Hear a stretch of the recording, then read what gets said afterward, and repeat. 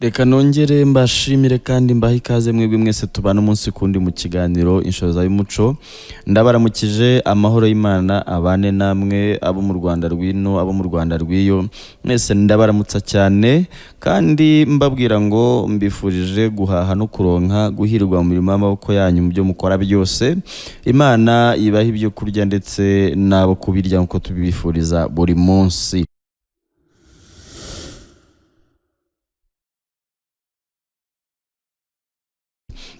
Mbifurije amahoro y'Imana, nshimira cyane by'umwihariko abantu mwese mwamaze gukora subscribe kuri channel yacu inshoza y'umuco. Mbashimira cyane, muraba agaciro cyane umuryango w'inshoza y'umuco uko ugenda waguka ni mwebwe, ni ukubera ko mwakanze aho muri iryo jambo ryanditsemo subscribe. Nawe rero utarabikora ukaba udukurikira mu kiganiro inshoza y'umuco, kanda muri iryo jambo ryanditsemo subscribe, ufungure n'inzogera kugira ngo ibiganiro tuzajya dushyira kuri uyu muyoboro ndetse n'ibihangano ujye ubibona mu ba mbere. Ngewe ndi Sam Muvunyi, ninjye tubana mu kiganiro inshoza y'umuco, mbararikira ko mu minsi iri imbere tugiye kujya tubagezaho ibiganiro bifite n'amashusho, dufite n'abatumirwa beza cyane b'inzobere mu muco ndetse n'amateka. Turimo kubinoza neza. Mu minsi ya vuba muratangira kubona ibiganiro by'amashusho ndetse dufite n'abatumirwa nk'uko benshi mwagiye mubinsaba mubimbwira.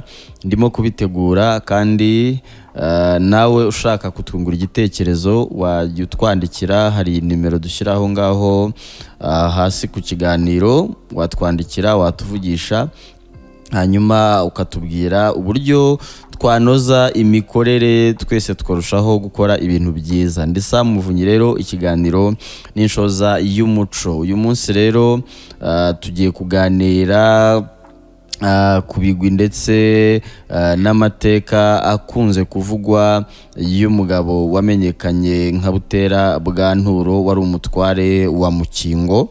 Nababwiye yuko tugiye kujya tuganira ku mateka yaranze igihugu cyacu, abantu ku giti cyabo, uduce tumwe na tumwe, ibigabiro se n'ibindi byinshi, imitegekere, imibereho n'imibanire y'Abanyarwanda, tukungurana byinshi ku mateka. Kandi nawe nuzajya uba hari amateka ufite uzi ubitse cyangwa se wumva twashakisha, ujye utwandikira utubwire tuyashake kugira ngo tuyaganireho, kuko amateka yacu tugomba kuyamenya. Inzira y'amateka ntisiba, iyo umuntu atiyizi aba ari hatariho. Birakwiye rero ko tumenya amateka yacu. Ngira ngo izina Mukingo uyu munsi risigaranye umurenge umwe mu mirenge 10 igize akarere ka Nyanza mu ntara y'Amajyepfo. Ni umurenge uhana imbibi n'imirenge ya Kigoma, Busasamana ndetse ngira ngo niyo mirenge ibiri ahana imbibi n'umurenge wa Mukingo mu karere ka Nyanza, aho hafi ya Busasamana ndetse na Kigoma. Ngira ngo murumva ko ari umurenge uri hafi n'ubundi yahariya mu Rukari, uko ngira ngo Rukari iri muri Busasamana niba ntibeshye.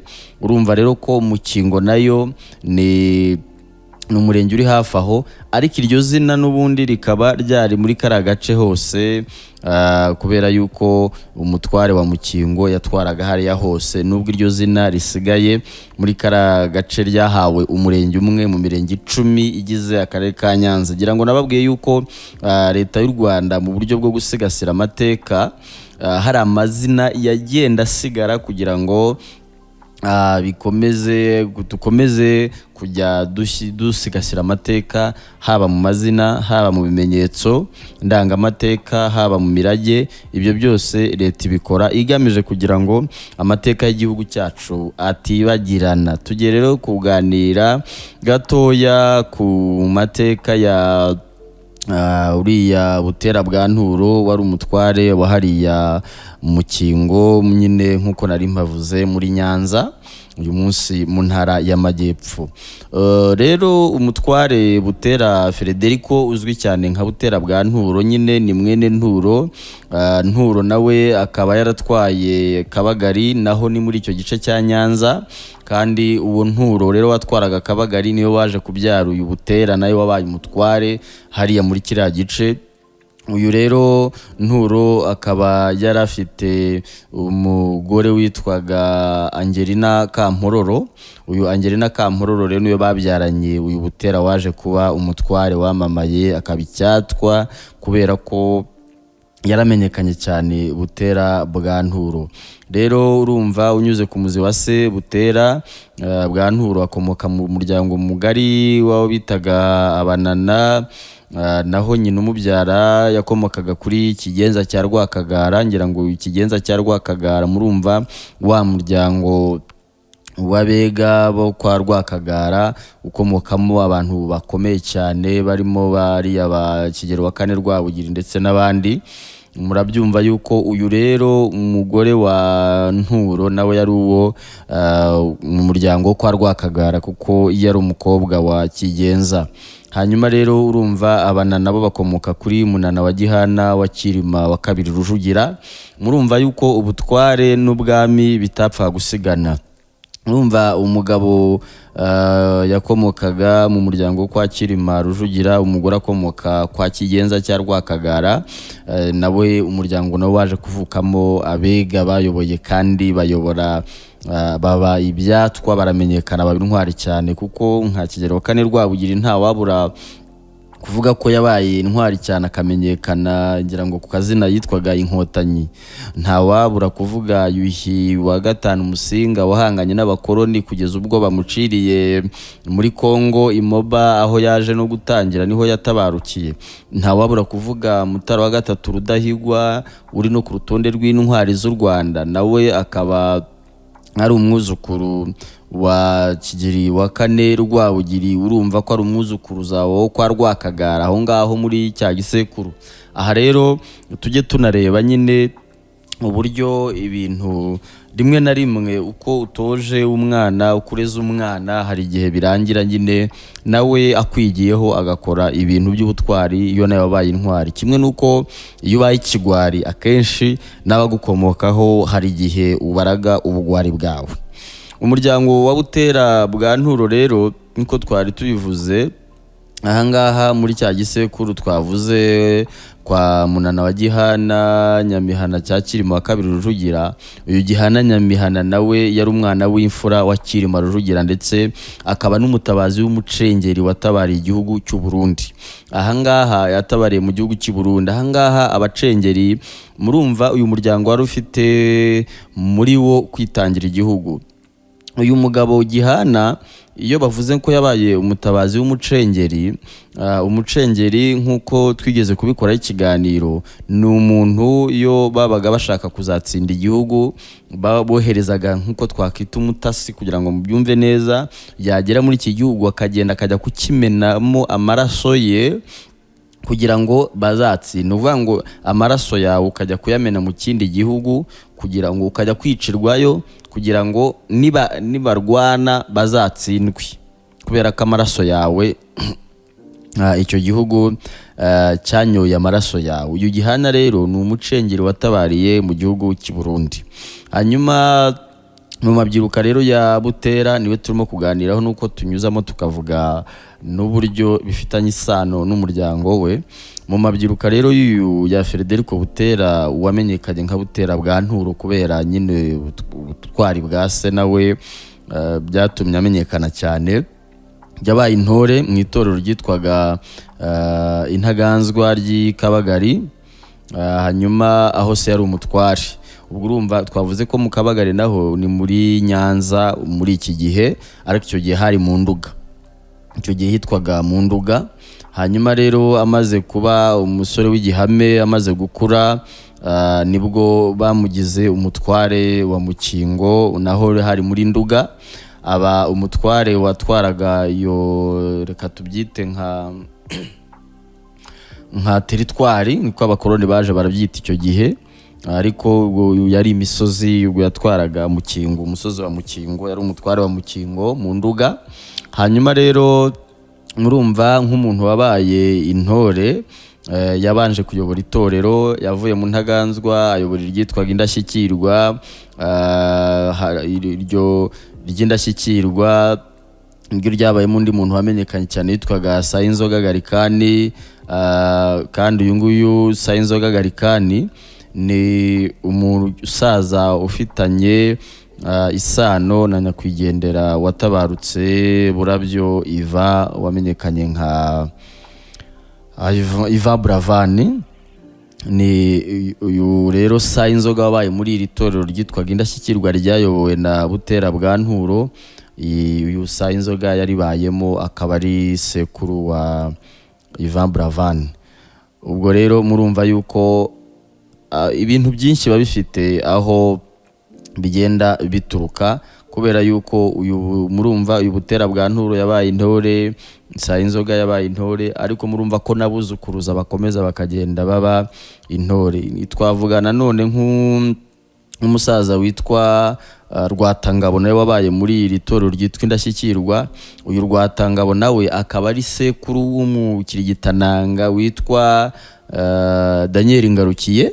Uyu Daniel Ngarukiye ku bantu bamuzi ni umukirigitananga mwiza cyane cyane cyane, ariko murabizi ko hari inanga nyinshi yagiye acuranga n'ubu zikoreshwa mu birori bitandukanye. Ngarukiye Daniel ni umuntu ufite nawe uruhare runini cyane mu muziki w'Abanyarwanda, by'umwihariko mu gucuranga inanga. Kandi iri torero Indashyikirwa ryayoborwaga n'uyu Butera bwa Nturo ryabayemo nanone umusaza witwa Gakuba.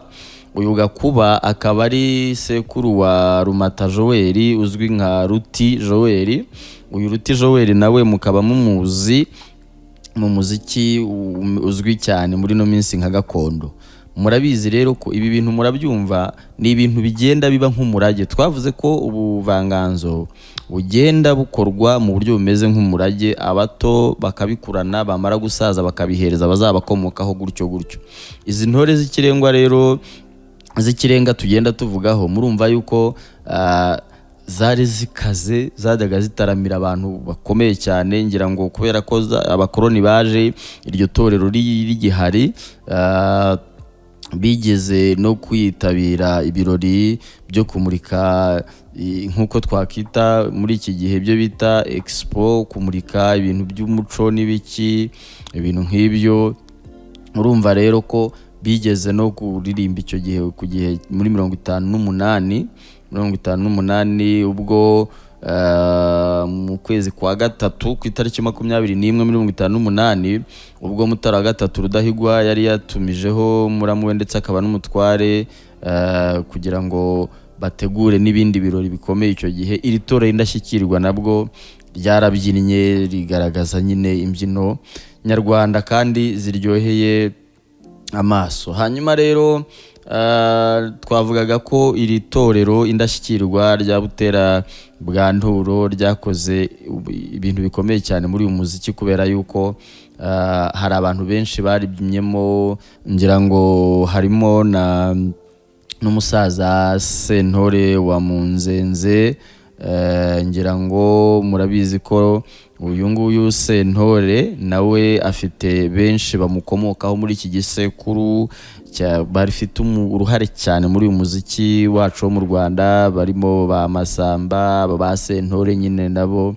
Ibyo byose rero n'abanyabigwi bakomeye cyane. Uyu mutware rero Butera, ngira ngo ni nawe buriya muzi indirimbo yitwa Tarihinda, niho iyi ndirimbo ya Cecile Kayirebwa burya niwe yaririmbaga muri ino ndirimbo, yaririmbaga Butera bwa Nturo kubera uburyo yayoboye ririya torero Indashyikirwa. Ubuhanga bwa Butera rero Federico wamenyekanye nka Butera bwa Nturo bwatumye umwami cyangwa se ubwami bw'Ububiligi bufata umwanzuro wo kumushyira ku note yakoreshwaga muri Kongo Mbiligi ndetse na Rwanda Urundi. Kandi murumva ko uyu muntu yamenyekanye cyane, umuntu wagiye no ku mafaranga, umuntu wagiye ku note ntabwo yoroshye. Ngira ngo na leta yacu herutse gusohora inote nshyashya za 2 ndetse na 5. Burya ikintu bajya gushyira ku kirango ku mafaranga ntago kiba cyoroshye. Rero uyu Butera bwa Nturo yashyizwe niyo ntore ya mbere yashyizwe ku kirango cy'inote yakoreshwaga icyo gihe muri Rwanda Burundi. Yari umubyinnyi rero kabuhariwe, yari umubyinnyi ukomeye cyane. Hanyuma nanone uyu mutware agaragara muri filime, niwe muntu wa mbere, niwe munyarwanda wa mbere wagaragaye akorana na muri iyi filimi yitwa Les Mines du Roi Salomon. Igaragaramo n'abandi batware nka Mwikarago Vincent watwaraga muri Mushishiro, ndetse n'igikomangoma Baziga mwene Gacinya, Karwabika, Rwagahindiro, na Karaveri umubyeyi wa Padiri Byusa Eustache, ndetse na Francisco ya Rwema wari umucamanza. Hanyuma n'igikomangoma Gahondogo, umuhugu wa Nzirabatinya mwene Nyamashara. Abo nabo bagaragaye muri iyo filime, ariko uyu nguyu Butera bwa Nturo ari mu bakinnyi bagaragayemo nk'abimena, babakinnyi baba bari muri filime igaragara cyane. Ahangaha rero iyi filime ngira ngo murabizi ko abajya bakurikirana, wenda mushobora gushaka ku mbuga nkoranyambaga mukagira bikeya mubona. Yakiniwe ahitwa Irusatira mu kwezi kwa mbere ndetse no kwa kabiri. Bayikoze mu gihe cy'amezi 2 bafata amashusho mu 1950. Hanyuma iza gusohoka mu kwezi kwa 11. Ari nabyo murumva ko bari abantu bari bafite igihe kinini cyane, bari bamaze kugera ku iterambere rikomeye cyane. Murumva abantu bari bafite ikoranabuhanga ryo gutunganya amafilime muri icyo gihe. Abanyarwanda twebwe ntabyo twari tuzi. Iyi filime rero igaragaramo amashusho y'umutware Butera bwa Nturo ahamiriza nyine, kubera yuko nkuko twabivuze ababirigi bari barashimye uburyo abyina cyane. Yari umuntu uzi guhamiriza cyane mu buryo bunogeye amaso. Benshi mu rubyiruko rw'ubu bakunze kwifashisha uburyo yabyinaga, ubuhanga bwe. Nabo iyo babyina mu matorero abenshi bifashisha uburyo yakaragaga umubyimba, uburyo yabyinaga bakunda kubyifashisha bigana uburyo Butera yabyinaga. Uyu mutware rero Butera Frederico wamenyekanye nka Butera bwa Nturo n'umuvandimwe w'abandi batware 4 bamenyekanye cyane, aribo Bwanakweli Prosperi. Uyu Bwanakweli Prosperi mwibuke ko ari nawe washinze ishyaka ryitwaga Raderi ubwo hari hatangiye kuza ibintu by'amashyaka. Hanyuma hakaba witwa Nkuranga, witwa Nkusi, witwa Muhikira, ndetse n'umutware Higiro Themistocles. Aba bose rero n'abantu bose bari bafitanye isano ya hafi na Butera bwa Nturo. Murumva ko uyu Nturo yabyaye abana bakomeye cyane bamenyekanye. Hanyuma rero aza kuyobora Mukingo nkuko twabivuze, we yayoboraga gasozi ka Mukingo. Ngira ngo Nturo hari nundi yabyaye wamenyekanye cyane twa Kamuzinzi Godfrey, ariko utaravukanaga na Butera kuri nyina. Hanyuma rero hari benshi bamenyekanye. Nturo yabyaye abana benshi cyane. Ngira ngo n'uwitwa Ntare ya Kanwa, ndetse nawe yabaye umutware wamenyekanye cyane ku gihe cya Mutara wa gatatu Rudahigwa, ndetse na Kigeli wa gatanu Ndahindurwa, ko yabaye umutware ku gihe cy'aba bami bombi ko ari 2. Uyu rero Nturo yari mwishywa nanone wa Rwubusisi. Rwubusisi murahita mubyumva yuko Rwubusisi yavukanaga na nyina wa Nturo, kuko uyu muntu ari mwishywa wawe aba ari umwana wa mushiki we. Ngira ngo Rwubusisi muramuzi cyane, Kampayana muramuzi cyane, sogokuru w'umukuru w'inganje y'u Rwanda Paul Kagame. Ngira ngo murabizi ko uyu Kampayana ari sogokuru w'umukuru w'igihugu cyacu Paul Kagame, intore zirusha intambwe, rubimburira ngabo. Ngira ngo murabizi yuko uyu nguyu nawe tumufata nk'intwari y'u Rwanda. Uyu rero Butera bwa Nturo, Butera Frederico, yari mwishywa wa Kampayana akaba sogokuru wa Kagame, kuko uyu ni Kampayana niwe wabyaye Rutagambwa. Hanyuma Rutagambwa nawe abyara intore zirusha intambwe Paul Kagame. Murumva rero yuko ibi bintu kandi nkuko wenda tutabyinjiyemo cyane uko twari turi gutera bwa nturo, uyu Kampayana nawe muzika afitanye isano ya hafi n'umwamikazi y'u Rwanda Rosalia Gicanda watabarutse muri jenoside yakorewe abatutsi. Uyu rero Butera bwa nturo akaba umwishywa wa Kampayana sekuruza sogokuru w'umukuru w'igihugu cyacu. Murumva ko nawe ni mwene wabo, no mu muryango we uyu Butera bwa nturo wayoboye kiriya gice cya Mukingo mu ntara y'Amajyepfo. Aha rero nibyo mbabwira ngo amateka yacu tuba dukwiye kuyamenya, tukamenya mu buryo tugenda tumenya ivomo aho twakura ubumenyi. Nta mpamvu yo kugira ngo tujye tumenya abi Burayi, tumenye ngo ukajya kumva ngo runaka ngo uyobora ngo Amerika ngo yavutse aha ngo yakuriye aha, nyamara twebwe ibyacu ugasanga ntabwo tubizi. Ntabwo ari byiza rero ko twamenya ibyo ngibyo tutaramenya n'ibyo wacu i Rwanda. Uyu munsi twavugaga kuri Butera bwa nturo wayoboye Mukingo, ngira ngo mwumvisemo witwa Ntare ya Kanwa nawe nuwo muri uyu muryango wa Butera bwa nturo kuko yari umuvandimwe we. Hanyuma uyu nawe akaba yarabaye umutware muri kiriya gihe, nawe murumva nawe akomoka kwa Rwakagara rya Gaga rya Mutezintare, kandi aho naho niho havuka bariya twavuze bakigenza hakavukamo bariya ba Kigero wa kane Rwabugiri, niyo miryango ivukamo. Mbese urumva ni ibintu bigenda bisa nkaho ari uruhererekane. Rero twari tuvuze kuri uyu Butera bwa nturo wayoboraga Mukingo, tuvuga ko yari mwishywa w'ikirangirire rw'Ubusisi wayoboye Ubuganza, akabuyobora rwose neza cyane ku buryo Ubusisi yaramenyekanye cyane. Ni umutware wayoboye ahantu henshi, ni umutware wakoze ibintu bikomeye cyane. Rw'Ubusisi yabayeho ku gihe cya Musinga. Ku gihe cya Musinga niwe wakoze akazi gakomeye ko gufata abantu bari barigometse ku mwami, barafashe igice cy'amajyaruguru y'u Rwanda bigomeka ku mwami. Rw'Ubusisi yagize uruhare rero mu kongera kubafata. Musinga akagira ituza yuko abo bafashwe. Rw'Ubusisi rero n'umutware wamamaye cyane, aramenyekana bikirangiriye mu gihugu hose. Uyu rero Butera bwa nturo akaba ari mwishywa we, kandi Butera bwa nturo akaba ari mwishywa wa Kampayana, ari we twavuze ko ari sogokuru w'umukuru w'igihugu cy'u Rwanda, perezida wa Repubulika Paul Kagame. Ntore zirusha intambwe akaba n'umugaba mukuru w'ikirenga w'ingabo z'u Rwanda.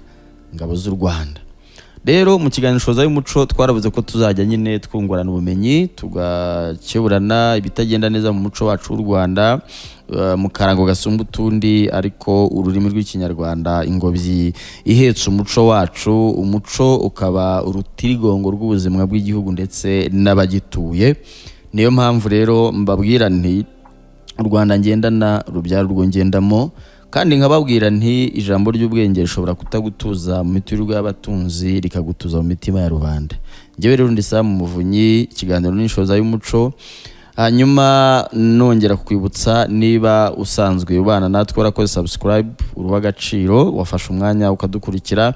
Niba kandi ari ubwa mbere waba ukuri iki kiganiro, kanda muri iryo jambo ryanditsemo subscribe, ufungure inzogera kugira ngo ibiganiro n'ibihangano binyura kuri uyu muyoboro wacu w'Inshoza y'umuco ujye ubibona mu ba mbere. Hari igitekerezo, hari inyunganizi ushaka kuduha ku biganiro dukora, ndongera kwibutsa ko ahangaha hasi haba hariho inimero ya telefone waduhamagaraho, watwandikiraho kuri WhatsApp ukatubwira, kugira ngo turusheho gukora ibintu bifitiye akamaro umuryango mugari w'Abanyarwanda. Umuco wacu ntugacuye. Njyewe ndi Sam Muvunyi, ikiganiro Inshoza y'umuco, naho utaha. Amahoro y'Imana abane namwe.